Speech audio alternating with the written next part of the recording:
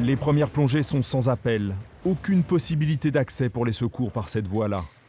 Mais le spéléologue a peut-être atteint un refuge naturel, une poche d'air qui pourrait lui servir d'abri de fortune.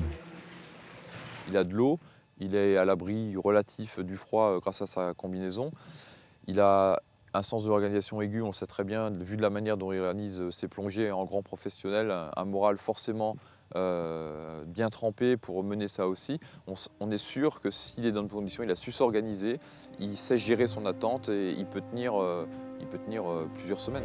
Il n'y a quand même pas de temps à perdre. Une trentaine de spéléologues ont déjà rejoint le lieu de l'accident. La solidarité n'est pas un vain mot. Elle sert d'assurance à tous ceux qui se lancent dans les entrailles de la Terre. Mais la bonne volonté ne suffit pas. Il faut des moyens importants pour tenter un sauvetage par une autre voie d'accès. Une voie qu'il faut tout simplement creuser. La préfecture du département est prévenue. Elle a réquisitionné des engins de chantier pour le forage.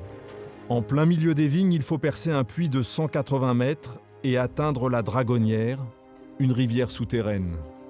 Cela fait 5 jours que l'homme est coincé. Mais tous les espoirs sont encore permis et les travaux avancent plus vite que prévu. On a une chance de tomber dans un premier réseau, une première salle. De là, on va l'explorer, on va regarder toutes les directions qu'il peut y avoir. Peut-être qu'on va pouvoir retrouver quelque chose qui redescend plus bas et puis qui redescendra dans l'étage d'en dessous et qui finira aussi dans la Dragonnière. Aux secouristes se sont joints des conducteurs de travaux, des pompiers et des gendarmes. Les opérations sont coordonnées par Éric Zipper en collaboration avec le sous-préfet. Alors que les premières heures du forage laissaient présager des avancées rapides, la roche est devenue beaucoup plus dure à percer. Ce soir, jusqu'à demain et les jours suivants, on va redoubler l'effort sur cet axe-là, mais rien ne dit que cette nuit, on ne perce pas ce bouchon. Vous continuez à chercher d'autres cheminées?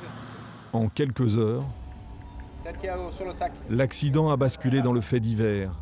Le feuilleton d'une tragédie en sous-sol se décline comme un spectacle. L'homme bloqué sous terre devient un héros que tout le monde espère voir remonter vivant à la surface. L'épisode du jour nourrit les espoirs des spéléologues, mais aussi ceux des journalistes soucieux de chroniquer un accident qui désormais attire l'attention de la France tout entière. Dans les profondeurs, les secouristes ont entendu des coups, un signe que tout le monde attendait ici. La fin du calvaire approche peut-être. C'est pas possible qu'il imagine un seul instant qu'on n'est pas en train de déployer tous les moyens possibles pour le rejoindre au plus vite. Le compte à rebours est lancé.